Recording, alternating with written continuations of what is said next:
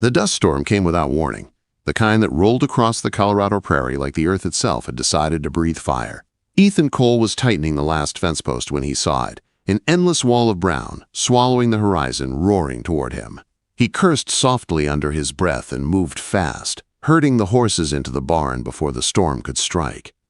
The wind hit like a hammer, ripping through the valley and howling around the house. Ethan was about to bolt the barn doors when something caught his eye, a figure stumbling through the wall of dust.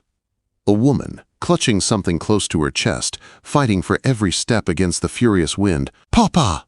A small voice cried from the porch. "Someone's coming!" "Get inside, Em!" Ethan shouted, but his daughter was already running toward the stranger. The woman fell to her knees just as little Emily reached her. Ethan sprinted through the grit and wind, his hat whipped away and forgotten. When he reached them, he saw what the woman had been shielding, a bundle of blankets that let out a faint, desperate cry. Emily's eyes went wide. "Mama!" she gasped, throwing her arms around the woman's neck. "Mama came back!" Ethan froze. The words cut straight through him. Emily hadn't said that name in months, not since her mother Margaret had died feverish and pale beneath the cottonwood tree behind the house. The fever had taken both her and the son she'd tried to bring into the world. "Emily, no," Ethan said gently, his voice breaking against the wind. "That's not your mama, sweetheart." The woman lifted her head. Even through the storm's grit, Ethan saw her face, tired, streaked with dust, and fierce in its determination. Her green eyes locked on his, full of fear and pride, all at once. "Please," she gasped, her voice rough and trembling, "just until the storm passes. My boy, he needs shelter." Ethan didn't hesitate. Whatever else he was, a widower, a broken man, he wasn't about to turn away a mother and her child. He lifted Emily in one arm and offered the other to the woman. "Come on," he said, "before we all get buried out here." Inside the small ranch house, warmth and light fought the storm's fury. The place was plain, 2 rooms and a kitchen, but sturdy, built by Ethan's hands. It still carried traces of Margaret's touch, the checkered curtains she'd sewn, the lavender sachet hanging by the window, the empty space that used to feel like home. The woman sat at the kitchen table, still holding her crying baby close. She was younger than Ethan had first thought, maybe 26. Her dress was worn and patched but clean. The baby, a boy of maybe 4 months, had a strong cry and a tuft of dark hair. Ethan filled a glass at the sideboard and set it before her water. He said, "You'll need it." She drank like someone who hadn't had a full swallow in days. Emily, sitting beside her, reached out a small hand. "Don't cry," she said solemnly. "Pa fixes everything." Ethan's chest ached at that. If only it were true. "Thank you," the woman said after a moment. "I'm sorry to intrude. We were walking since dawn. Tried to make it to town before the storm." Ethan frowned. "On foot?" "From where Bent's Fort," she said. "Heard there might be work in Redemption Creek. Washing, mending, anything respectable." The way she said that word, respectable, told Ethan more than she realized. A young woman alone with a baby, no ring, no husband. It wasn't hard to read between the lines. "What's your name, ma'am?" "Clara," she said. "Clara Monroe. And this is my son, Daniel." Emily's face lit up, like the lion man in Mama's Bible stories. Clara's eyes softened. "That's right, brave like Daniel." Then, quietly, "I'm sorry for your loss." Ethan nodded, not trusting himself to answer. Outside, the storm screamed against the windows. Inside, it was strangely still, the sound of baby Daniel's small hiccuping breaths, the only reminder of life. "You can't go to town in this," Ethan said finally. "Storm might last till morning." "I don't want to be trouble," Clara murmured. "Already are," Ethan replied, but there was no bite to his words. "Might as well be trouble with a roof over your head." Emily clapped her hands. "She can stay in Mama's sewing room. It's got a bed and everything." Ethan hesitated. The sewing room. Margaret's space. He hadn't stepped foot in there since the funeral. But looking at Clara, dusty, trembling, still trying to smile, and at Emily's eager face, he found himself nodding. "Just until the storm breaks," he said. As night fell, The wind howled like a living thing. Ethan brought in extra firewood and set a pot of beans and cornbread on the table, 4 plates instead of 2. Clara tried to help, but he stopped her with a shake of his head. "You look ready to fall over. Eat first." Quote. Emily chattered between bites, asking 100 questions about Clara's baby, about where she'd come from, about whether she liked horses. Clara answered each one gently, even laughing once, a sound that felt like sunlight breaking through clouds. When supper ended, Ethan watched her take Daniel to the sewing room, the lavender scent of that space spilling faintly into the hall. Later, as the storm raged and the fire burned low, Ethan stood by the window. Behind him, he could hear Clara humming softly to her baby. The tune was unfamiliar, but soothing. Emily had fallen asleep on the rug by the hearth, clutching her rag doll. For the first time since Margaret's death, the house didn't feel empty. It felt waiting. When Clara appeared at the doorway, her face shadowed by the firelight, she whispered, "Thank you for taking us in." Ethan turned from the window. Anyone else would have done the same. She shook her head. "Not everyone would. Not for someone like me. You're under my roof now," he said. "That makes you decent folk in my book." Her lips trembled into a small, weary smile. "You're a good man, Ethan Cole." "No," he said quietly. "Just a tired one." Quote. Outside, the wind began to die, leaving only silence and the creak of the settling house. Tomorrow the storm would pass and she'd move on. But tonight, with the fire crackling and 2 children sleeping safe, Ethan let himself imagine what it would be like if she stayed. Maybe it was just the storm still whispering in his ears. Or maybe it was something else, something that felt dangerously like hope. The morning after the storm dawned bright and clear, as if the world had been washed clean. Ethan woke to the smell of bacon sizzling and coffee brewing, sounds and scents he hadn't heard in nearly a year. For a moment, half asleep, he thought Margaret was in the kitchen again, humming while she cooked. Then he heard Clara's soft voice singing to her baby, and reality settled like dust after the wind. When he entered the kitchen, Clara was at the stove with Daniel tied against her chest in a makeshift sling. She'd already gathered eggs from the hens and started breakfast. Emily sat nearby, happily drawing shapes in the flour, dusting the table. "I hope you don't mind," Clara said, turning with a shy smile. "I wanted to earn our keep." Ethan studied her. The morning light caught the curve of her cheek and the determination in her green eyes. "You didn't have to." He said, "I wanted to," she replied. "I'm not one for charity." The kitchen smelled like heaven. Fresh biscuits, wild onion eggs, strong coffee. For the first time in months, Ethan sat down at the table without that hollow ache in his chest. Emily talked the entire meal. "Pa, Miss Clara's going to show me how to sew. She says I can make a real dress for my doll." Ethan smiled faintly. "That's so. Maybe she can teach you to make my shirts too." Clara laughed softly, and the sound made something in him loosen.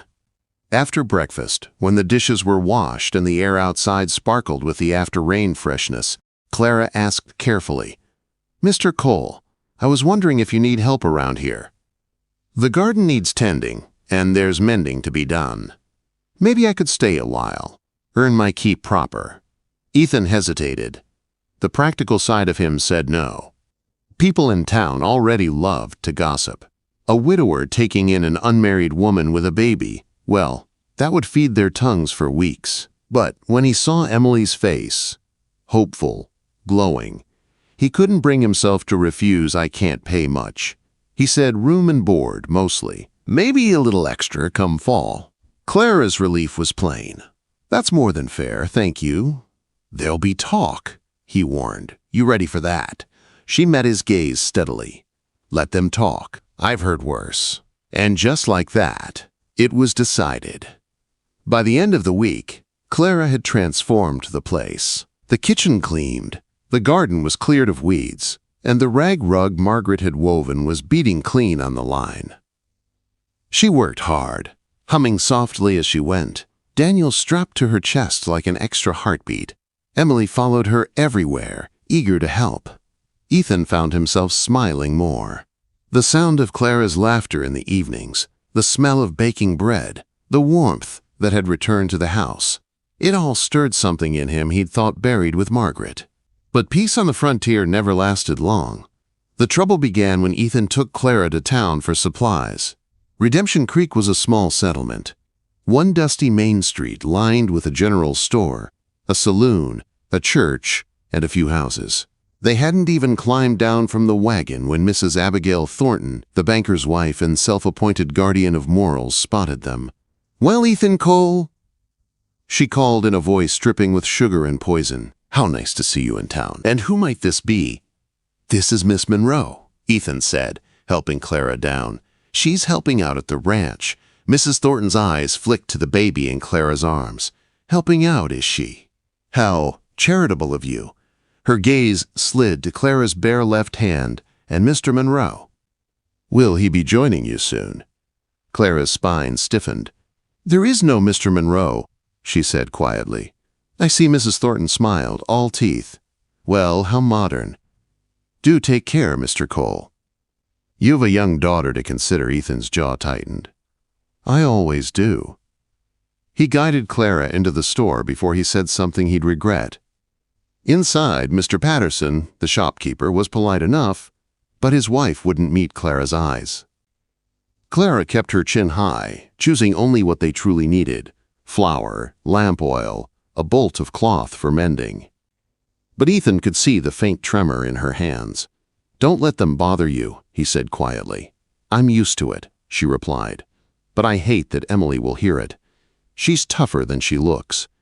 Clara smiled faintly like her father. Then, they were loading the wagon when Reverend Thomas approached, removing his hat. "Ethan." "Miss Monroe." "Reverend?" Ethan said warily. "I wonder if I might have a word." Ethan stepped aside, leaving Clara with the wagon. "I know your heart's good, Ethan," the Reverend said in a low voice. "But people talk." "You've got to think of your daughter's reputation. A woman like Miss Monroe, alone, with a child. Well, appearances matter. Appearances be damned." Ethan said quietly. "She needed help. That's all that matters." "Still," the Reverend persisted, "if she's to stay, perhaps the church can arrange lodging for her in town." More appropriate. Ethan's eyes hardened. "She's staying where she is. My land. My decision." When he returned to the wagon, Clara didn't ask what was said, but she must have known. She sat stiffly, Daniel fussing against her chest. They rode home in silence, the only sound, the creak of the wheels and the distant cry of a hawk. That evening, as they stood on the porch watching the sunset burn across the prairie, Clara spoke, at last. "I should go." Ethan turned. "What?" "I won't be the reason Emily's whispered about. Or the reason people look at you different." Ethan's voice was rough when he answered, "Nobody's running you off this land, Clara. Not them. Not you." Her eyes glistened in the fading light. "You don't know what it's like, being the kind of woman people think they can define. Once they decide what you are, there's no undoing it. Then let them think what they want."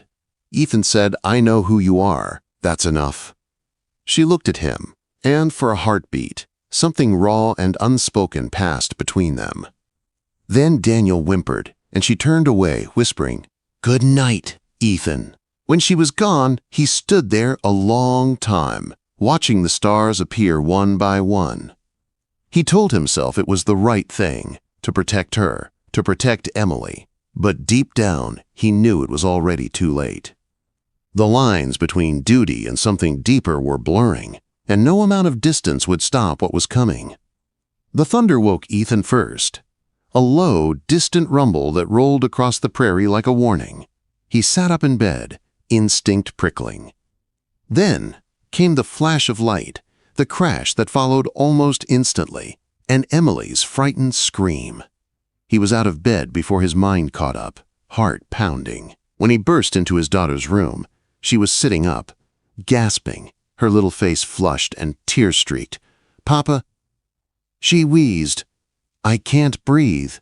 The sound of her ragged breathing cut through him like a knife. He knew it too well. Croup. The same sickness that had stolen Margaret and their unborn son. Panic clawed at his chest, but he forced it down. "It's all right, sweetheart," he said, scooping her up. "I've got you." By the time he reached the kitchen, Clara was already there, hair loose, nightgown clinging from sleep, Daniel cradled against her shoulder. One look at Emily, and she moved without hesitation. "Get the kettle," she ordered. "We'll make steam. It'll help her breathe." Ethan obeyed, filling the kettle with shaking hands while Clara stoked the fire. The storm outside was raging, lightning flaring in the windows as the wind battered the house. Inside, another storm fought for Emily's breath, blanket. Clara said, "We'll trap the steam." She pulled the thick quilt from the back of the couch and threw it over Ethan and Emily as the kettle hissed. The air filled with heat and peppermint as Clara added herbs from a jar she'd kept tucked in her bag. "Breathe with me, sweetheart," Clara murmured, her voice low and steady, in and out, nice and slow. Emily whimpered, her chest rattling, "Mama." She gasped, "Mama." Ethan felt his heart twist. Clara didn't flinch. She pulled Emily close, pressing her small body between them. "I'm right here," she whispered. "You're safe." Slowly, painfully, Emily's breathing eased. The terrible whoop softened to a wheeze, then to small, even breaths. By dawn, the storm had passed inside and out. Ethan carried Emily to her bed and tucked her in. When he returned to the kitchen, Clara was slumped in a chair, Daniel sleeping on her lap, exhaustion etched into her face. "Thank you," he said, voice thick. She shook her head. "She's strong." She would have pulled through. "No," Ethan said quietly. "You saved her." For a moment, they just looked at each other. Two souls bound by loss and something new, neither dared name. When Emily woke later, the fever had broken. She smiled weakly and whispered, "Did Miss Clara save me?" "She did," Ethan said. "Like Mama used to," the girl murmured before drifting back to sleep. That evening, when the house was quiet, Ethan found Clara rocking Daniel in the chair by the fire. He sat across from her, the crackle of the flames, the only sound for a while. "You were brave last night," he said. "Finally, I just did what needed doing."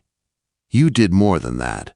She looked up, and their eyes met. The silence stretched, heavy with words unsaid. "Ethan," she said softly, "Emily needs a mother, but I—" "Can't you be?" he interrupted, his voice rough. Clara's lips parted, surprise flickering across her face. "You don't mean that." "I do." He leaned forward, elbows on his knees. "This house has been a tomb for months. You brought it back to life." "You brought me back." Her eyes shimmered in the firelight. "You don't know what you're asking." "I know enough," he said. "You're the woman who faced down a storm to save her child. The woman my daughter trusts. The woman who saved Emily when I couldn't." "That's all I need to know." Clara shook her head, tears spilling freely now. "Ethan, I can't be Margaret." He reached across the space between them and took her hand. "I'm not asking you to be." She didn't pull away. Later that night, when the fire burned low and the house was wrapped in silence, Ethan stood at the window, staring out at the endless prairie. Clara came up behind him, barefoot, her hair falling over her shoulders. "She's sleeping easy now," she said softly. He turned to her, his eyes searching hers. "Clara, I don't ever want you to leave." Her breath caught. "You don't mean that—" "I do," he said. "More than I've meant anything in a long time." She stepped closer. The space between them vanished. His hand found her cheek, rough thumb brushing a tear away. "Ethan," she whispered, trembling. "Stay," he said, voice breaking. She rose onto her toes, her lips barely brushing his. "Stay inside me," she murmured, meaning more than the words could hold. "Stay in my life, my heart, my hope. Nowhere else I'd be," he growled, pulling her close. They didn't make love that night. They didn't need to. Holding each other in the quiet, they finally let go of fear. When morning came, sunlight spilled through the window, turning the dust motes to gold. Emily's laughter rang from the yard as Clara chased her with a basket of laundry. Daniel gurgled from his blanket nearby. Ethan stood on the porch, watching them, feeling the ache of something new. Peace. Life on the frontier was never gentle. It was rough and wild and full of storms. But as he watched Clara turn toward him, smiling through the sunlight, Ethan knew that for all its hardships, he wouldn't trade this life for anything. He'd found his home, not in the house, not in the land, but in the woman who'd walked out of a storm and straight into his heart.